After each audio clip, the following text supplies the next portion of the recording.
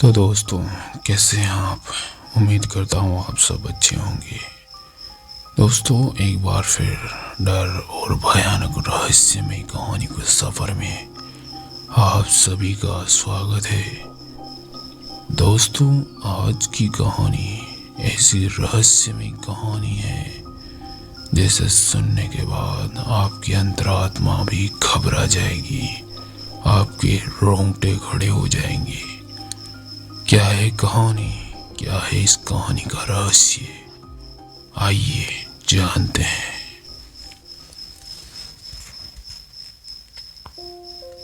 Spirit, भूत, प्रेत, आत्माएं कभी भी झट से तुम्हारे सामने नहीं आती। वो पहले तुम्हारे अंदर अपना डर पैदा करती है, क्योंकि तुम्हारा डर ही उनकी ताकत है। ये मेरे साथ हुई एक सच्ची कहानी है। मेरा नाम प्रियंका है। आज जो घटना मैं तुमको बताने जा रही हूँ, ये मेरी लाइफ का आज तक का सबसे खतरनाक, बहुत खौफनाक एहसास रहा है, जो मैंने उस रात देखा था और जो मैंने फील किया था। उसके बाद मैंने रात को ऑफिस में रुकना ही बंद कर दिया। बात 2019 की है, लॉकडाउन से पहले की, जब मैं एक सॉफ्टवेयर कंपनी की ब्रांच में काम किया करती थी। एक दिन मेरी कंपनी ने मुझे एक प्रोजेक्ट असाइन किया और उस प्रोजेक्ट के सिलसिले में मुझे अचानक ही ऑफिस के हेड ऑफिस में जाना पड़ा। मेरे लिए वो एक नया शहर था, एक नई जगह थी। अब नई नई थी तो काम करना अच्छा लगता था। मुझे मेरे प्रोजेक्ट पर काम करने के लिए ऑफिस में मुझे एक पर्सनल कैबिन और एक डेस्क दिया गया। ऑफिस जहाँ था वो बहुत ही बड़ी और ऊंची कांच की बिल्डिंग चमचमाती हुई, और बिल्डिंग के 7th फ्लोर पर मेरी कंपनी का ऑफिस था। 2-3 दिन मैंने अच्छे से काम किया, बहुत अच्छे से काम किया, पर ना जाने क्यों वहां काम में मेरा मन नहीं लग रहा था। और ऊपर से बॉस ने मुझे नेक्स्ट मंडे तक प्रोजेक्ट फाइनल करने के लिए कहा। मुझे वहां बहुत ही बोरिंग सा फील हो रहा था, तो मुझे वीकेंड से पहले काम खत्म करके यहाँ से निकल जाना था बस। वैसे तो मुझे मेरे ब्रांच ऑफिसर्स हेल्प कर रहे थे, पर उस दिन फ्राइडे होने की वजह से सब जल्दी घर निकल गए और मैं रात भर हेड ऑफिस में अकेले ही काम कर रही थी। माँ बैठी हुई थी। यहाँ भी सब लोग जा चुके थे, सिक्योरिटी गार्ड थे, पर सब ग्राउंड फ्लोर पर था। अब रात के 11 बज चुके थे। सब तरफ इतनी शांति हो चुकी थी कि घड़ी की टिक टिक भी साफ साफ सुनाई दे रही थी। सुबह से शाम तक लगातार काम करने की वजह से मेरी आंखें भारी हो चली। अब मुझे नींद की झपकी आने लगी, तो मैंने फिर से अपने सर को हिलाते हुए अपने आप को जगाया। चेहरे पर थोड़ी पानी की छींटें मारी और सामने लैपटॉप पर ध्यान दिया। फिर भी मुझसे नींद पर कंट्रोल नहीं हो रहा था, तो मैंने अपने कानों में हेडफोन डाल के अपने काम को एक बार चेक करते करते मैं कहानियां सुनने लगी। कहानियां सुनते सुनते काम कर रही थी, थोड़ी नींद में भी थी। तब मैंने अपने लैपटॉप की स्क्रीन में देखा कि मेरे पीछे कोई परछाई उभर रही थी। मैंने झट से अपने दाएं बाएं मुड़ते हुए पीछे देखा, पर पीछे कोई नहीं था। मैं फिर से अपनी आंखों को मसलते हुए थोड़ा ठंडा पानी पिया और अपनी आंखों पर भी लगाया। मुझे लगा कि शायद नींद की वजह से मुझे ये सब वहम हो रहा है। अब ऐसा होता है, जब हमें बहुत नींद आने लगती है ना, तो उसे कंट्रोल करना बहुत मुश्किल हो जाता है। और ऊपर से ये काम, अब मेरा सर बहुत भारी होने लगा था। और तभी अचानक से मेरे लैपटॉप की स्क्रीन पर एक चेहरा दिखा और गायब हो गया। कुछ 1-2 सेकंड के लिए ही वो चेहरा दिखा।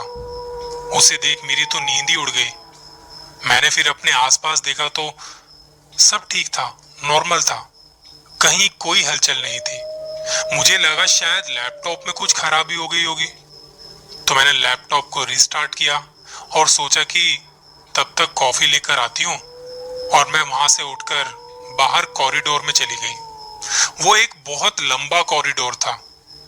मैंने कॉफी मशीन को ऑन किया और दूसरी तरफ गिलास में पानी भरने के लिए नीचे झुकी, तो मुझे महसूस हुआ कि कोई कॉरिडोर के दूसरे छोर पर जहां सीढ़ियां थी, वहां से कोई बहुत तेजी से मेरे पास आ रहा था। तब ये देखकर मुझे डर लगा, क्योंकि कोई नॉर्मल इंसान ऐसा कर ही नहीं सकता था। मैंने पानी का टैप बंद किया और कुछ देर हाथ में गिलास लिए बस ऐसे ही खड़ी रही। ऊपर हर जगह सीसीटीवी कैमरे लगे हुए थे और फिर उन सीसीटीवी कैमरे की स्क्रीन को देखा। सोचा कि अगर कोई बदतमीजी कर रहा होगा तो वो सीसीटीवी में जरूर दिख जाएगा। मैंने कॉफी का कप लिया और उसे होठों से लगाकर थोड़ा टेस्ट किया। तभी मुझे किसी बिल्ली की आवाज सुनाई दी। मैंने जब सीढ़ियों की ओर देखा तो एक बड़ी प्यारी सी बिल्ली सीढ़ियों पर झुककर मुझे देख रही थी। शायद वो भूख की वजह से 7th फ्लोर पर चढ़ गई, ऊपर आ गई होगी और अब वो मुझे देख रही थी और अपनी भूख को जाहिर कर रही होगी। पर कभी कभी आप जैसा सोचते हैं चीजें वैसी नहीं होती। शायद ये तो बस शुरुआत थी। तो मैंने कॉफी का कप वहीं मशीन के ऊपर रखा और मैं सीढ़ियों की ओर चली गई। वैसे भी मुझे बिल्लियां बहुत पसंद थी, पर जब मैं वहां पहुंची तो बिल्ली अचानक से कहीं गायब हो गई। मुझे लगा कि उसने मुझे अपनी तरफ आते देख थोड़ा डर गई होगी वो, और वो भागकर नीचे चली गई होगी। वैसे भी बिल्लियां बहुत तेज होती हैं। मैंने सीढ़ियों से झुककर नीचे देखा, पर वो सीढ़ियों पर कहीं भी नजर नहीं आ रही थी। पर जब मैं नीचे झुककर देख रही थी तो मेरे कानों पर किसी की सांसों की आवाज महसूस हुई और अपनी कमर पर किसी के हाथ को महसूस किया, जैसे कोई मुझे उठाकर नीचे फेंकना चाहता हो। वो एहसास होते ही मैं झट से पीछे हट गई। जैसे मैं पीछे मुड़ी, वो बिल्ली कॉरिडोर में बिल्कुल मेरे सामने एक टक टक लगाए मुझे देख रही थी। वो मेरे पास ही खड़ी थी। मैंने डर कर चौंकते हुए अपने मुंह पर हाथ रख लिया। थोड़ी देर के लिए मेरी धड़कन जैसे रुक सी गई थी। उसकी चमकती हुई आंखें और अजीब सी आवाज ने मुझे डरा ही दिया था। ये बिल्लियां भी ना कभी कभी इंसानों जैसी आवाज निकालती हैं। फिर मैंने अपने आप को शांत किया और उसे उठाकर अपने डेस्क पर ले आई। डेस्क के ऊपर उसे रख दिया और बैग में से कुछ खाने को निकाला, स्नैक्स वगैरह। उन्हें निकालकर मैंने उसके सामने रख दिया। वो चुपचाप मेरी ओर देखते हुए वहां बैठ गई। अपने आप को सिकोड़ते हुए उसने अपने पंजे और पूंछ को लपेट लिया। वो बहुत देर तक वहां चुपचाप बैठी रही। मैं कॉफी पीते पीते फिर से अपने काम में लगी, लेकिन फिर कुछ ही देर बाद फिर से मेरी आंखें बंद होने लगी और तब मैं शायद सो चुकी थी। उस वक्त मेरा सर मेरे डेस्क पर कीबोर्ड पर था शायद, और तब मैंने उस गहरी नींद में एक नाम सुना। बहुत ही हल्की सी आवाज थी, प्रियंका, प्रियंका, मुझे रास्ता दिखा, मुझे घर जाना है प्रियंका। सोते हुए मैंने सपना देखा कि कोई मेरा नाम लेकर मुझे पुकार रहा है। मुझे ऐसा लगा कि जैसे किसी ने मेरे सर पर हाथ फेरा हो। मैं अपने आप को जगाने की कोशिश कर रही थी, पर सर बहुत ही भारी लगने लगा था, जैसे मेरे सीने पर किसी चीज का बहुत भारी बोझ हो। मुझे सांस लेने में तकलीफ होने लगी और अगले ही कुछ सेकंड्स में मैं झट से उठकर बैठ गई। मेरा पूरा चेहरा पसीना पसीना हो गया था। अपना पसीना पोंछते हुए मैंने तेजी से अपनी आंखें झपकाई और अपनी डेस्क की तरफ देखा। वहां वो बिल्ली अब नहीं थी। तभी मुझे मेरे पैरों के पास किसी का हाथ महसूस हुआ। कोई मेरे पैरों को सहला रहा था। जब मैंने झुककर नीचे देखा तो मेरे रोंगटे खड़े हो गए, मेरे दांत किटकिटाने लगे। मेरे डेस्क के नीचे एक लड़की बैठी हुई थी। अब मुझ में वहां से उठने की हिम्मत बिल्कुल नहीं थी।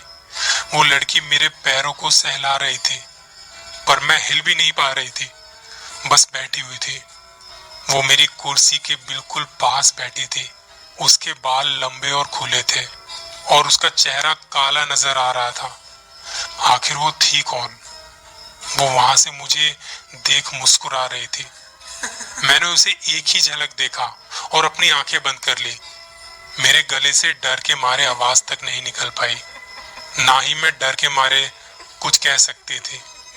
तब वो मुझसे कुछ कह रही थी, मुझे घर जाना है, मुझे घर ले चलो।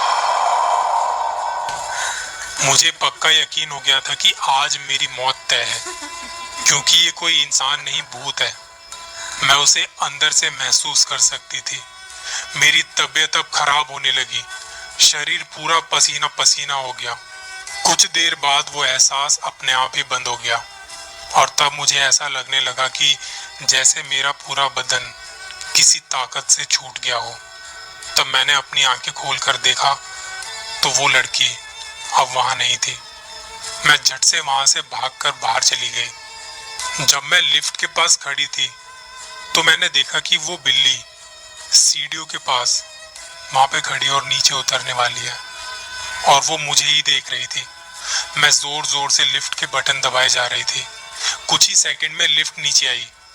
मैं नीचे सिक्योरिटी गार्ड के पास चली गई। तब मैंने सिक्योरिटी गार्ड को बताया कि मैंने 7th फ्लोर पर कुछ अजीब सा महसूस किया।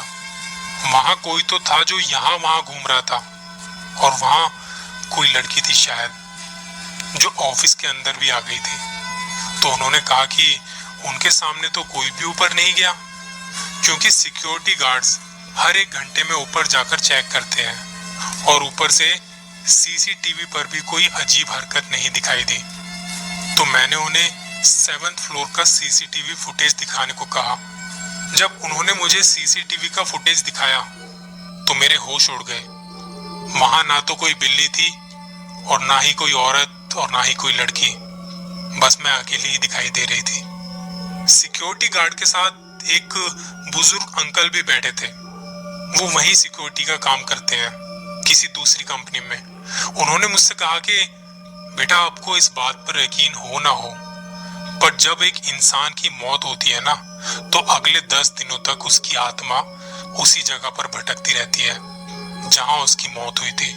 तो मैंने उनसे पूछा, मतलब अंकल आप कहना क्या चाहते हो? तो उन्होंने कहा, मतलब बेटा, पिछले हफ्ते ही 7th फ्लोर से गिरकर एक लड़की की मौत हो गई थी।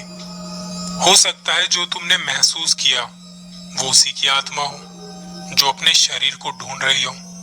मैं बस उनकी बातें सुन रही थी, पर मैं एक बात को समझ गई कि ये चीजें ऐसी ही होती हैं। जरूरी नहीं कि जो तुम्हें दिखाई दे वो किसी और को भी दिखाई दे। मैं उसी वक्त सिक्योरिटी गार्ड को लेकर ऊपर मेरे ऑफिस में चली गई। वहां से मैंने अपना पर्स लिया और प्रोजेक्ट्स के रिगार्डिंग कुछ फाइल्स वगैरह थी वो ली। उन्हें लेकर मैं घर के लिए निकल गई। और उस दिन के बाद मुझे इस बात पर यकीन हो गया कि सच में इस दुनिया में ऐसी भी चीजें मौजूद हैं जिन्हें हम कभी एक्सप्लेन नहीं कर सकते, कभी भी। आप अपना ख्याल रखिएगा। आपके आसपास भी कुछ ऐसा तो नहीं? आते जाते ध्यान रखिएगा।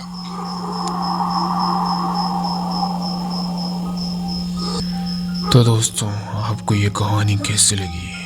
आई होप आपको ये कहानी अच्छी लगी होगी। मैं मिलूंगा आपको अगली ऐसे ही हॉरर और डरावनी भयानक कहानी के साथ। तब तक सुनते रहिए डर की आवाज।